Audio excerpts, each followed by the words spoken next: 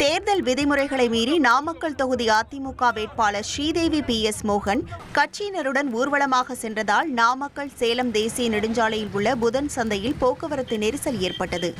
நாமக்கல் சட்டமன்ற தொகுதி அதிமுக வேட்பாளராக ஸ்ரீதேவி PS மோகன் அறிவிக்கப்பட்டதைத் தொடர்ந்து அவருக்கு அதிமுகவினர் உற்சாக வரவேற்பு அளித்தனர். இதனைத் தொடர்ந்து அவர் திறந்தவெளி வாகனத்தில் சுமார் 12 கிலோமீட்டர் தொலைவிற்கு பொதுமக்களை பார்வையிட்டு கையசைத்தார். அப்போது முன்னும் பின்னும் அதிமுக மற்றும் அதன் கூட்டணி கட்சியினர் 2 மற்றும் 4 சக்கர வாகனங்களில் கலந்து கொண்டதால் நாமக்கல் சேலம் தேசிய நெடுஞ்சாலையில் கடும் போக்குவரத்து பாதிப்பு ஏற்பட்டது.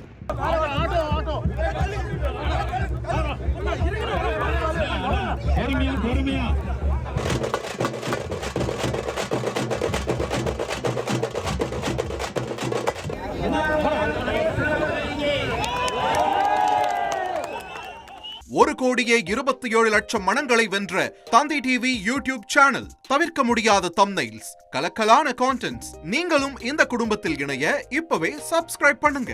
அசுரபலம் கொண்ட எங்கள் டிஜிட்டல் கரங்களில் உங்கள் விளம்பரங்களை சேர்க்க வாட்ஸ்அப் பண்ணுங்க. 8939888838. Email advtthanditv@dttv.in.